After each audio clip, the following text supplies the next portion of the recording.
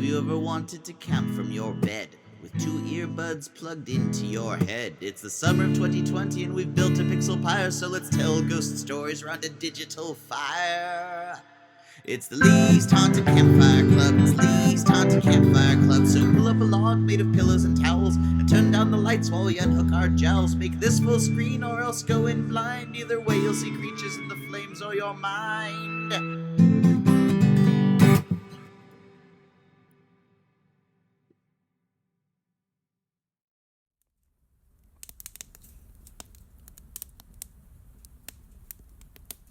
Welcome, one and all, to the final meeting of the Least Haunted Campfire Club for summer 2020. This is the last one we'll be doing for a while. I'm sure we'll be coming back at you at some point in the future. But this is sort of the end of summer, or whatever summer we had this year.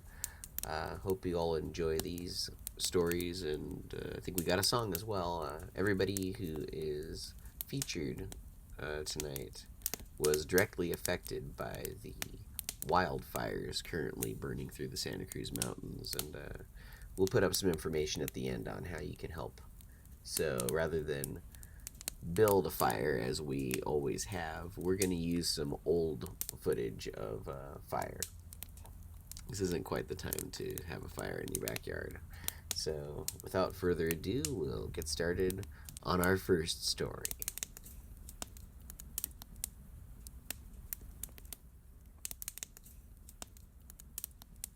This is a story about a current and ongoing haunting that is taking place on the ranch where I live. For privacy's sake, I'll refer to it as Warrior Goddess Ranch. And I remember the first time I ever became involved with the property was through a Craigslist ad that my brother and I were responding to. And it was a rural style ranch house in the foothills of the mountains where I grew up. So my brother and I are pulling off the main mountain road in my little pickup truck onto the dirt driveway that leads to this property, which is about 3/4 of a mile long, and you have to go down into this ravine and then climb up the other side of the embankment across the switchbacks and make this sharp hairpin turn before you can climb the grade that sweeps the hill behind the backside of the house. And I remember coming around to the front and seeing all of these derelict carcasses of vehicles and piles of debris, and the foliage around the main house had grown so wild and tall that it was completely engulfing and swallowing the whole structure completely. And you could feel that time had reclaimed this place, and the neglect and the stagnation was palpable in the air. And I was wildly intrigued. So we meet the landlord, who, as it turns out, is the mother of a gal I went to high school with who was in my class. And so we hit it off pretty quickly and create an arrangement where my brother will live in the main house, and she'll hire me to help clear the land and revive the property to being functional again. So for 2 summers, I'm clearing brush, hauling away truckloads of debris and vehicles, and dropping trees to be milled for corrals and horse paddocks. And then later, I have the opportunity to bring my maiden mule, Esmeralda, to live on the property as well. And it's not long that the house is filled up and we're all avidly experiencing the property together, that we start to notice peculiar goings on all hours of the day and night on the property. At this point, the only people who are coming up to the land are residents, and we all are familiar with each other's cars and the sound they make coming up the driveway. Every morning and evening, we begin to notice another vehicle that is departing and arriving that is not our own. It really begins with the sound.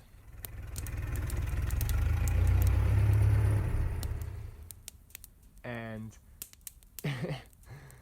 it was at a dinner for everyone in the household that we were having conversations about our experiences, and somebody mentioned the strange car sounds in the canyon, and suddenly everyone had a story about the ghost car.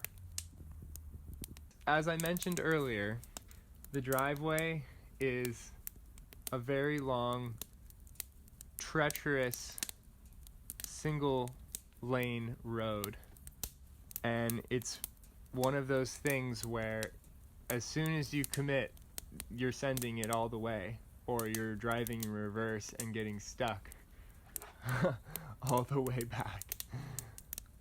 And we would hear often, especially standing on the back porch, a vehicle driving through the canyon, and it's a very distinct mechanical combustion motor rumbling that is firing up and resonating through the draw.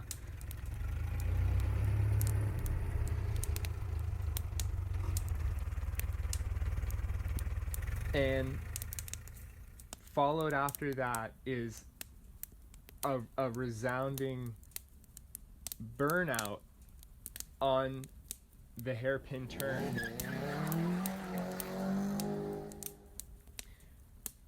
As if someone is losing traction getting up that hook. And it's happened to me many times, and with other people as well, where we can hear the oncoming vehicle, we're anticipating it, and the moments pass and nothing comes. There's been other times where we'll see and hear a vehicle leave, and when I say see, I mean the dust and the leaves are skittering and tumbling as if behind the wheels and gravel crunching as it leaves the driveway, and especially at night we can see headlights and taillights. So of course I've become very intrigued with the nature of the ghost car, and I've deduced that it must be of a vintage from the 50s or early 60s, because it has very small round headlights and small round taillights. And in my venturings with clearing the land and making the driveway more functional, I've actually uncovered a vehicle that is pushed down into the gully about mid-range into the driveway between the main road and the house, that has very similar features to the ghost car. And it brings up a lot of questions. For myself, the idea that vehicles are sentient and perhaps have their own purpose and volition and even consciousness, or, and I've discussed this with our ranch manager Rod, who has had the most experiences with the ghost car, and often I can hear him call out from the other side of the house, "There it goes again!"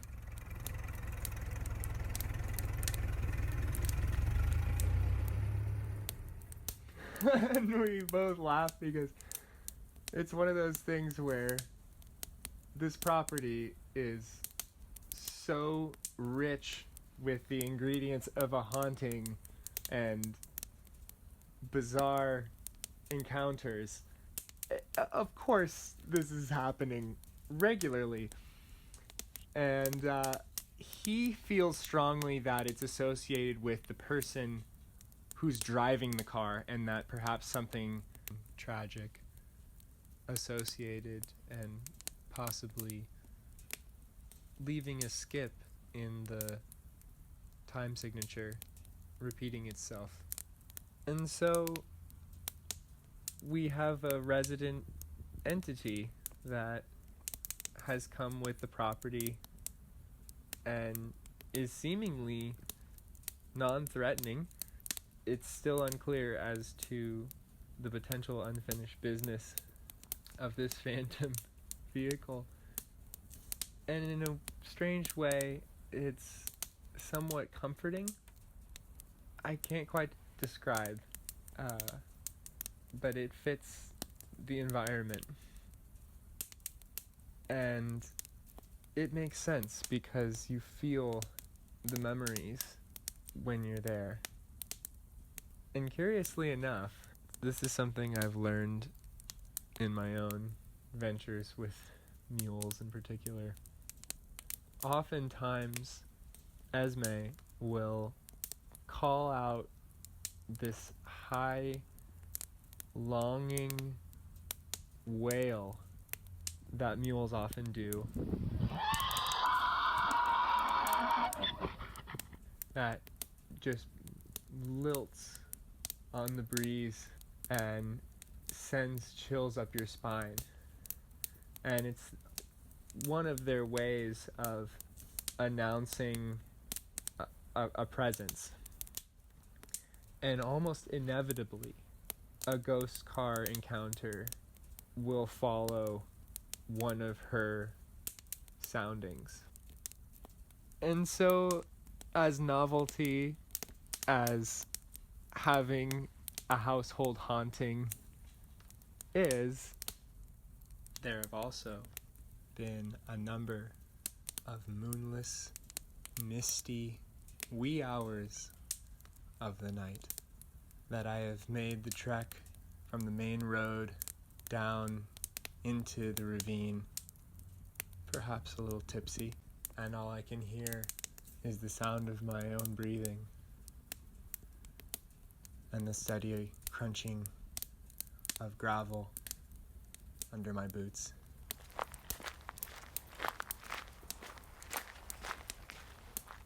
And I try not to think of the ghost car, which haunts every step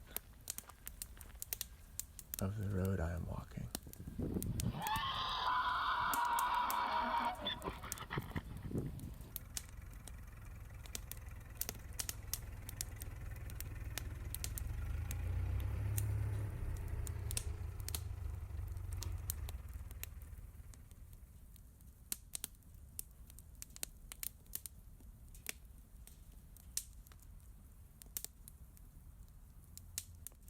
In 1841, gold was discovered at the confluences of the Zayante Creek and the San Lorenzo River near the town of Felton, California, although I'm not sure there was a town there yet at the time. It was on land that was taken from the local Ohlone tribe, and Europeans didn't bother to get their name right, but the best they could figure it was Zayante, which is how the creek got its name. Anyway, they found gold there, and there was a mini gold rush that occurred within the San Lorenzo Valley of the Santa Cruz Mountains in California. It was not extremely profitable, but there was enough money to be made that it drew a quite sizable population of people to the area. But quickly they realized that extracting the gold from this creek was pretty labor intensive for what they got out of it. It would be much easier to harvest the timber in the hillsides of the Santa Cruz Mountains, and that redwood gold was much more worthwhile and lucrative. And so that's what they did, and virtually clear cutting the hills of the area. And you can see pictures from the time where the hills around Felton and Boulder Creek are completely bare and void of trees.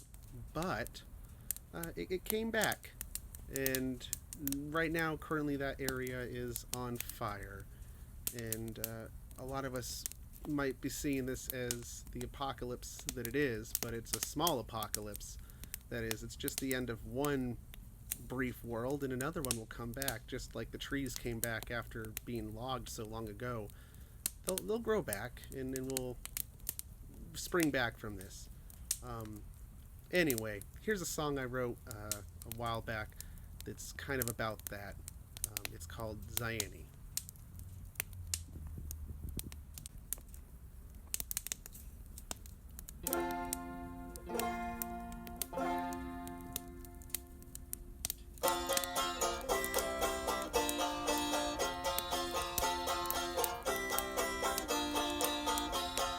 Up in Zayante, tears of the sun, cutting down giants, there's work to be done. Down in the valley, a saint to the sea, spills out his blood and cast out his seed.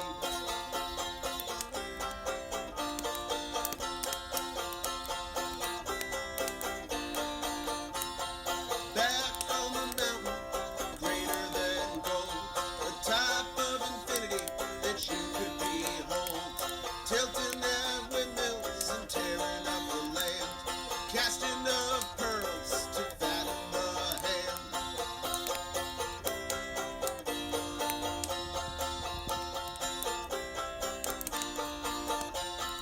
Progress of man is life on the run, and up in Zayante are the tears of the sun. Oh, they can see beyond themselves. No, they can live no way else. Deep in the earth, the secret hides. They covered our ears and shuttered our eyes.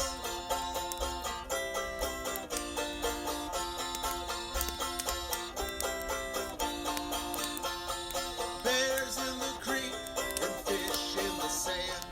Valley Caledonia's a brand new land. Chuck takes his toll. You wanna try this road? Get yourself a piece of that redwood gold.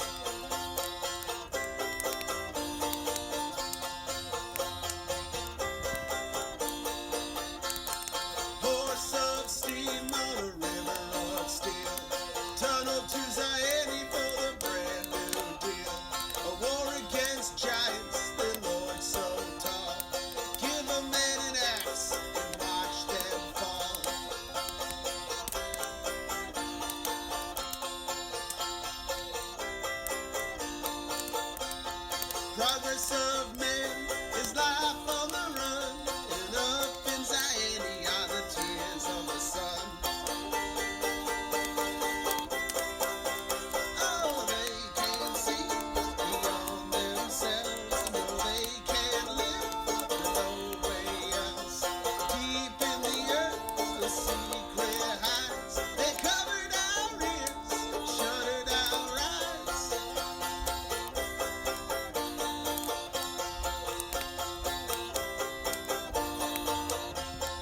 Up in Zayante, tears of the sun. Up in Zayante are the tears of the sun. Up in Zayante, tears of the sun.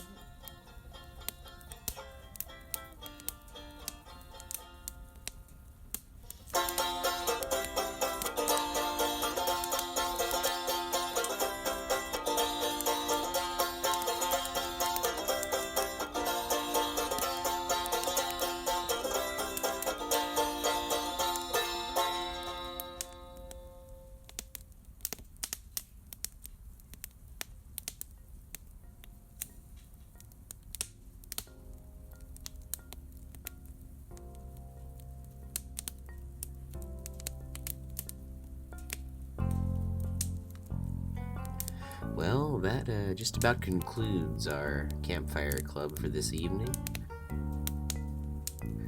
Good to see y'all out here in the virtual space.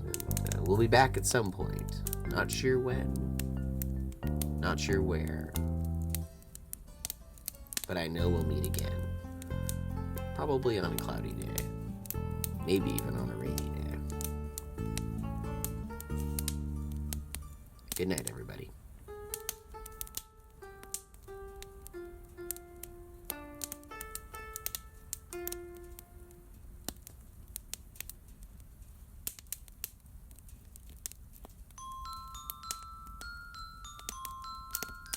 It was the Least Haunted Campfire Club. The Least Haunted Campfire Club. The Least Haunted Campfire Club. You too.